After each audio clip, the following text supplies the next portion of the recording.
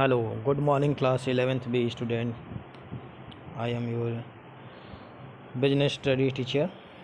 Today we are continue your first chapter and today's topic is nature and concept of business. Let us start. Concept of business. The term business is derived from the word busy. Thus business means being busy.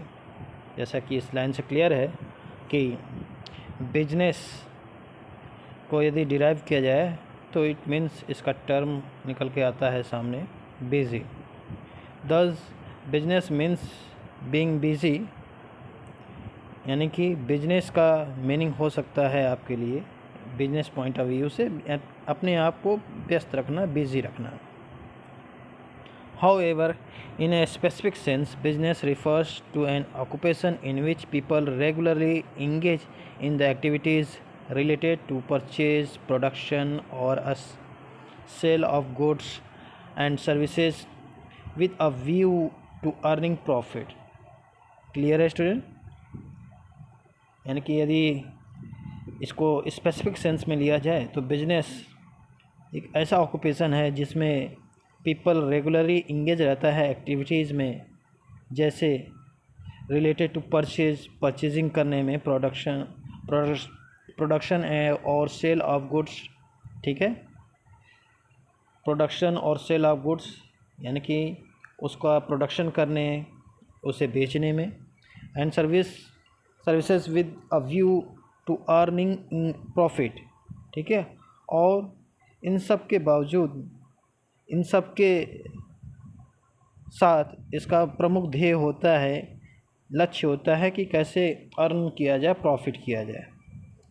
The activity में consist of production और purchase of goods for sale और exchange of good और supply of services to satisfy the needs of the other people. कह रहा है the activity में consist of production और purchase of goods for sale. कह रहा है ये जो एक्टिविटी है इसमें उसका प्रमुख लक्ष्य होता है प्रोडक्शन करना और परचेज ऑफ गुड्स और सेल। ठीक है, गुड्स का परचेज करना या फॉर सेल, बेचने के लिए, और एक्सचेंज ऑफ गुड्स और सप्लाई ऑफ सर्विसेज, इसके बदले में गुड्स का एक्सचेंज करना या फिर supply of services to satisfy the need of the other people, जिसके माध्यम से आप दूसरों की आवश्यकताओं को पूरा कर सकें।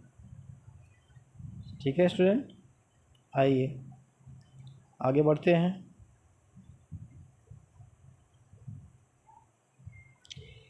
इन every society people undertake various activities to satisfy their needs. ठीक है, हर सोसाइटी में पीपल तमाम एक्टिविटीज़ करता है भिन्न भिन्न, जिससे कि वो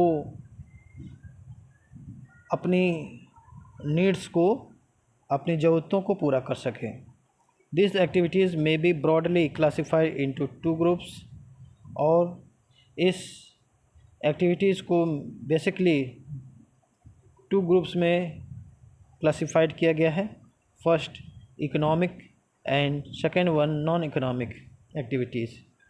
तो इकोनॉमिक एक्टिविटीज़ क्या है, आइए देखते हैं। Economic activities are those by which we can earn our livelihood. ठीक है, जैसा कि इकोनॉमिक एक्टिविटीज़ के बारे में बता रहा है कि इसका मेन मकसद अर्न करना, ठीक है, यानी कि प्रॉफिट कमाना। ठीक है, whereas non economic activities are perform out of love, sympathy, sentiment, patriotism etc। जबकि नॉन इकोनॉमिक एक्टिविटीज़ में हम इसमें जो इंसान का वास्तविक नेचर होता है, स्वरूप होता है, उसके अनुसार जब वो बिहेव करता है, यानी कि वो परफॉर्म करता है, ठीक है, out of love, sympathy, sentiments और पैट्रियोटिज्म। ठीक है, यानी कि ये सब जो भावनाएं हैं, जो इंसान की भावनाएं हैं, उसके अंतर्गत काम करने पर उसमें उसको वो उसके बदले में कोई अर्न नहीं करना चाहता, ठीक है। वो उसके हृदय से, उसके स्वभाव पर डिपेंड करता है। For example, a worker working in a factory, a doctor operating in his clinic, a manager working in an office, and a teacher teaching in a school are doing so to earn their livelihoods, ठीक है। ये जो तमाम example दिए गए हैं, जैसे worker work करता है फैक्ट्री में, डॉक्टर अपनी क्लिनिक चलाता है, ठीक है। A manager working in office, जो मैनेजर है वो ऑफिस में वर्क करता है, टीचर जो कि स्कूल में पढ़ाता है, इन सब का वर्क करना, ठीक है, ये सभी इकोनॉमिक एक्टिविटीज़ डिपेंड करते हैं, क्योंकि इनका मुख्य लक्ष्य क्या होता है? To and earn and satisfy our needs, ठीक है। अर्न करना जिससे उसका जीवन यापन हो सके, ठीक है, और अपनी आवश्यकताओं को वो पूरा कर सके। On other hand, a housewife cooking for food for her family, or a boy helping an old man cross the road, or performing non activities, ठीक है। एक एग्जांपल दो दिया गया है नॉन इकोनॉमिक एक्टिविटीज़ का।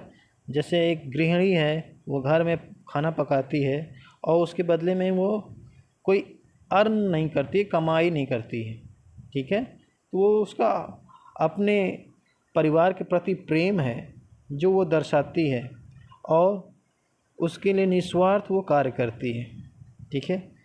जैसे एक बच्चा जो है, boy helping an old man cross the road for performing non economic activities, और जो एक बच्चा है जो अपने निस्वार्थ भावना से एक बुज़ुर्ग को हेल्प करता है उनको सड़क क्रॉस कराने में, तो इसके पीछे उसके निस्वार्थ भावना है, ठीक है। और ये सभी क्या है? नॉन इकोनॉमिक एक्टिविटीज़ है, ठीक है।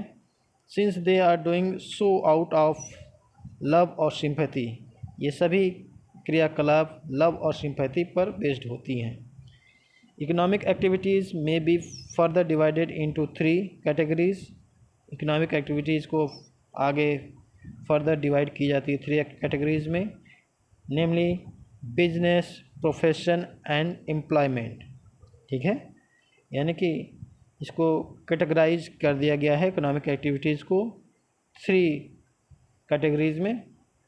फर्स्ट है बिजनेस, सेकंड है प्रोफेशन एंड थर्ड है एम्प्लॉयमेंट। ओके स्टूडेंट, आइए आगे बढ़ते हैं। बिजनेस के बारे में बता रहा है, बिजनेस में be defined as an economic activity involving the production and sale of goods and service undertaken with a motive of earning profit by satisfying human needs in society।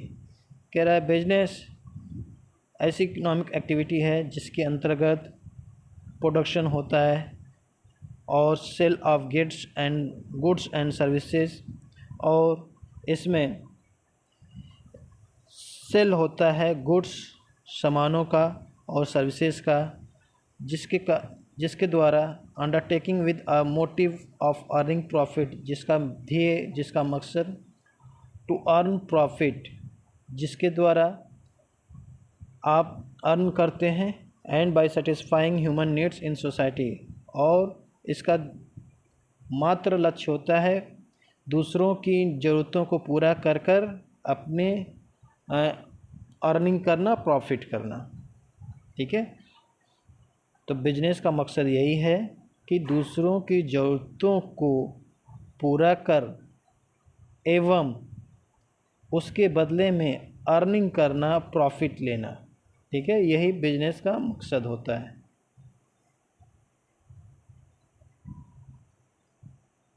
ठीक है स्टूडेंट, देखिए आगे यहाँ पर कैरेक्टरिस्टिक्स ऑफ बिजनेस एक्टिविटीज़, यहाँ different characteristics बताई गई हैं बिजनेस एक्टिविटीज़ की। जैसे फर्स्ट है एन इकोनॉमिक एक्टिविटीज़, इसमें देखें इसकी क्या कैरेक्टरिस्टिक्स है। An economic activities business is, इसको कंटिन्यू करते हैं। Business is considered to be N,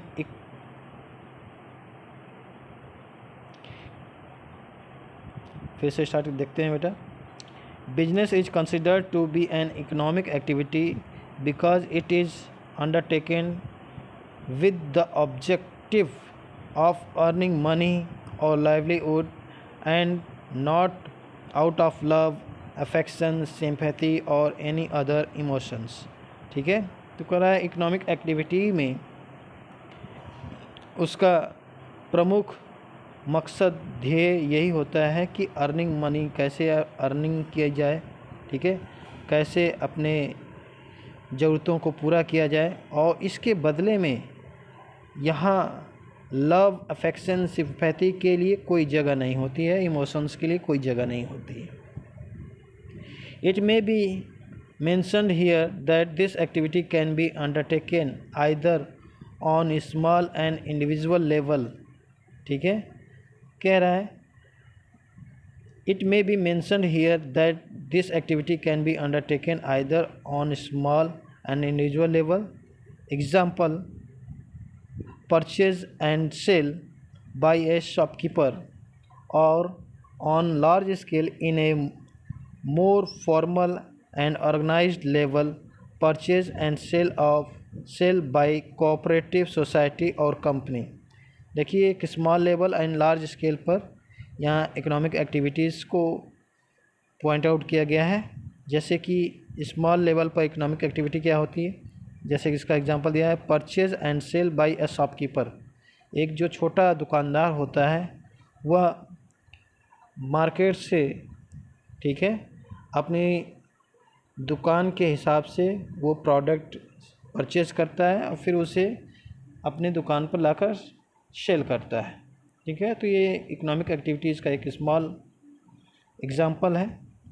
जबकि बड़े पैमाने पर देखा जाए तो purchase and sale by cooperative society और कंपनी, ठीक है, बड़े लार्ज स्केल पर कोई कंपनी या कोऑपरेटिव सोसाइटी, ठीक है, बड़े पैमाने पर गुड्स को खरीदती है और उसको सेल करती है। ठीक है, तो ये लार्ज इकोनॉमिक एक्टिविटीज़ का उदाहरण हो गया।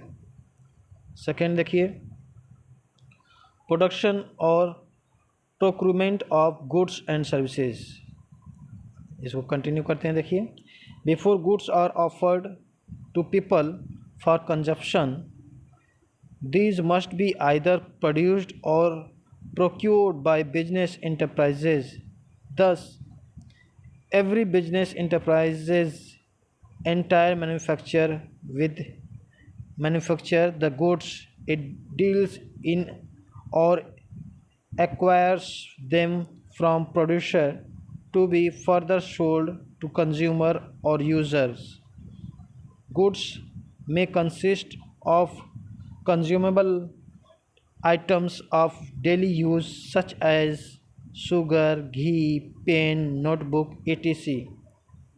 ठीक है, जैसा कि इसमें क्लियर है, कह रहा है before goods are offered to people for consumption, this must be either produced और प्रोक्योर्ड बाय बिजनेस एंटरप्राइजेस। ठीक है, कह रहा है before goods are offered to people for consumption, people को ऑफ़र कंजप्शन के ऑफ़र करने से पहले, ठीक है, these must be either produced और procured by business enterprises. Thus every business enterprises either manufacture the goods. ठीक है, कह रहा है इसके लिए बिजनेस टाइकून या फिर enterprises either manufactures the goods, इससे पहले वो गुड्स का सामान का निर्माण करते हैं। इट डील्स इन और acquires them from producer to be further sold to consumer और यूजर्स। गुड्स में consist of consumable items of daily use. इसमें जैसे ऐसे गुड्स आइटम्स होते हैं जो कि दैनिक जीवन में यूज़ होने वाले सामान हैं, गुड्स हैं, जैसे आपके शुगर, घी, पेन, नोटबुक etc, ठीक है। और capital goods like machineries, capital goods ऐसे गुड्स होते हैं जिसमें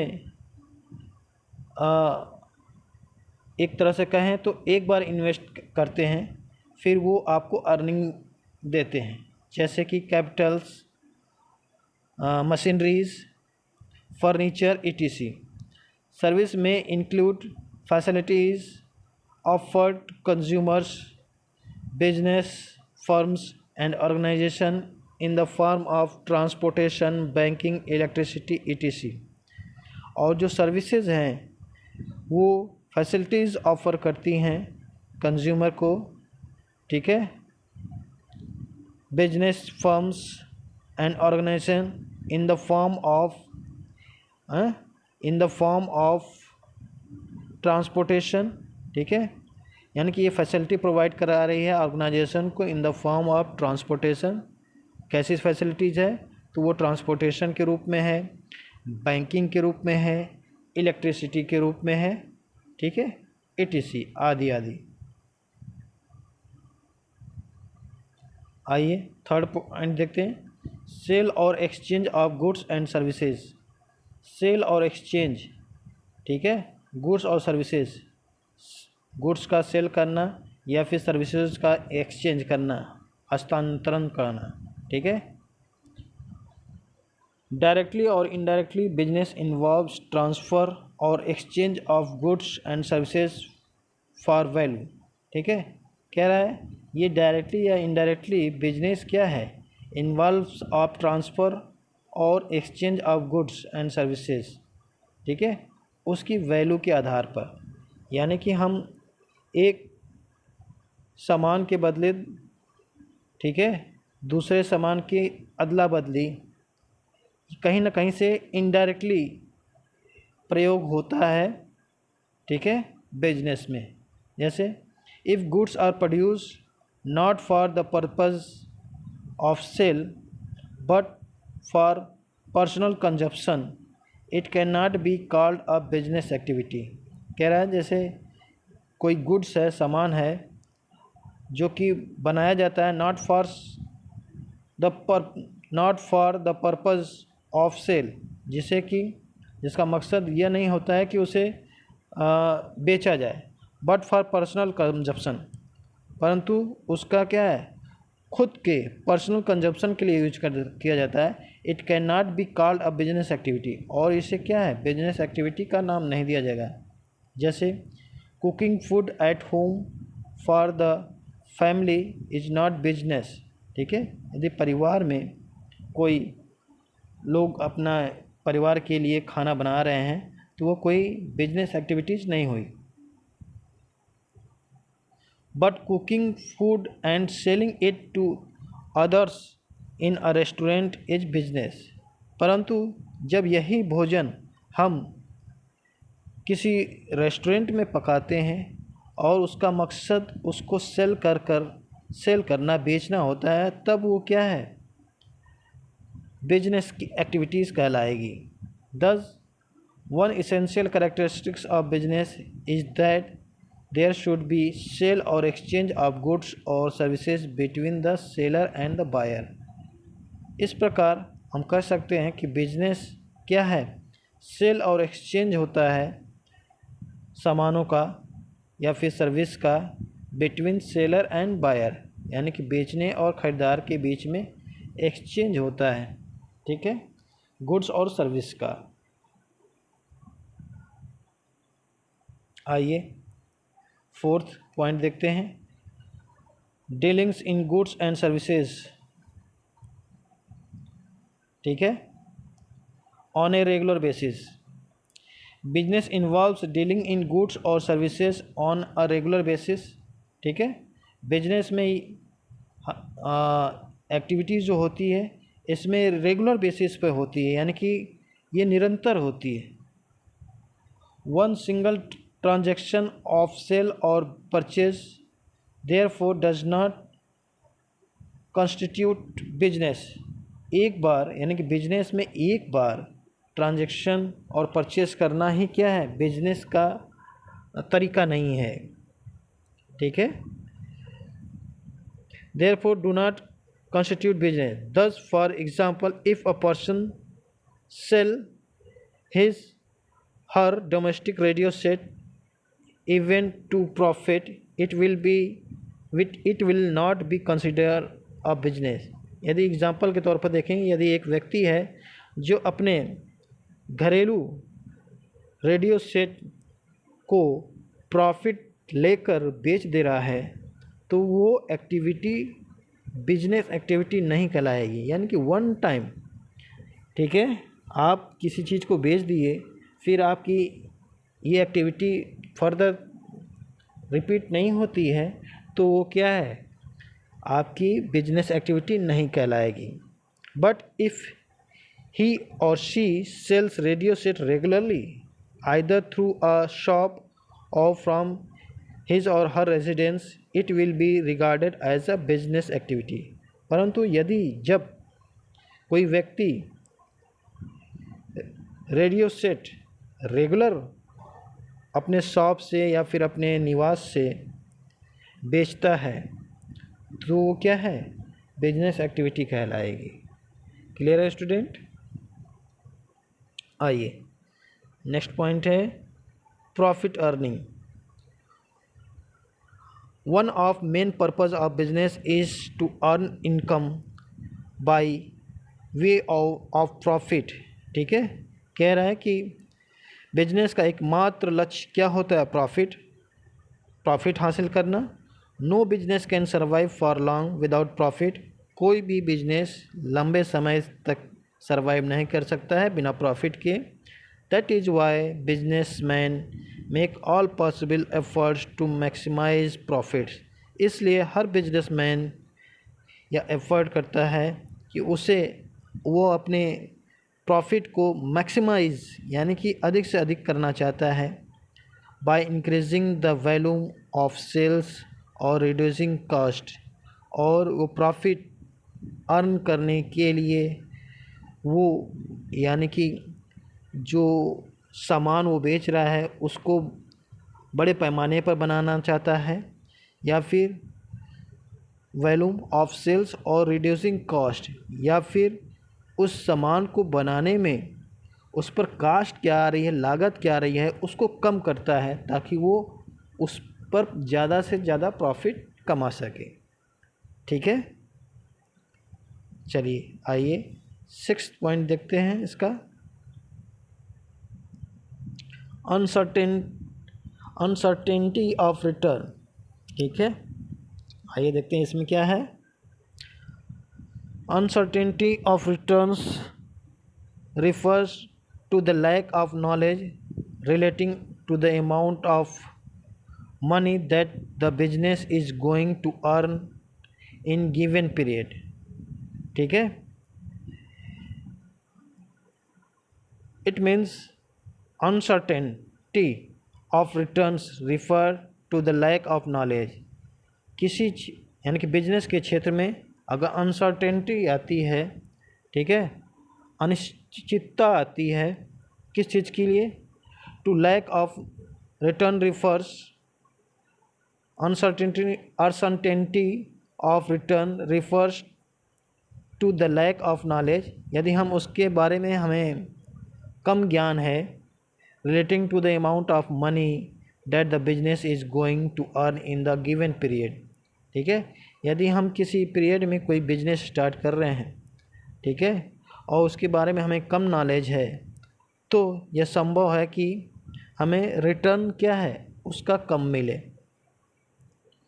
every business invest money to run its activity with the objective of earning profit, but it is not certain as to what amount of profit will be earned. ठीक है, जब ऐसी नौबत आ जाती है कि कोई भी बिजनेस, जब आप उसमें कैपिटल लगाते हैं, अपना इनकम कैपिटल लगाते हैं यानी कि इन्वेस्ट कर रहे हैं होते हैं, ठीक है, और उसका मकसद ही होता है उसमें अर्न करना profit, but it is not certain as to what amount of profit will be earn. ठीक है, परंतु इसके लिए हम यह कोई यह निश्चित संभावना नहीं होती है कि हम उस पर कितना प्रॉफिट कर पाते हैं या प्राप्त कर पाएंगे। ठीक है, यही क्या है, अनसर्टेनिटी है। किस चीज़ की? बिजनेस की। Also there is always a possibility of loss being incurred despite the best efforts put into the business. फिर भी कभी कभी ये भी पॉसिबिलिटीज़ बन जाती हैं कि हमें अपने बिजनेस में लॉस हो जाता है। ठीक है, तो ये अनसर्टेनिटी है, अनिश्चितता है बिजनेस की। ठीक है, कभी हमें उसमें प्रॉफिट हो सकता है या फिर कहीं त्रुटि होने से हमें उसमें नुकसान भी झेलना पड़ सकता है। ठीक है, इसी से रिलेटेड नेक्स्ट आपका पॉइंट है एलिमेंट ऑफ रिस्क। बिजनेस में रिस्क भी मैटर करता है, इसी बात को लेकर कि कभी हमें लॉस होने की भी संभावना होती है।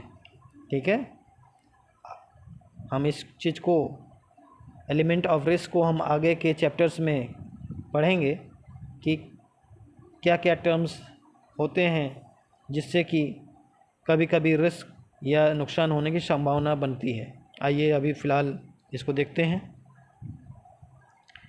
Risk is the uncertainty associated with an exposure to loss.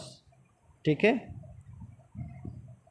It is caused by some unfavorable or undesirable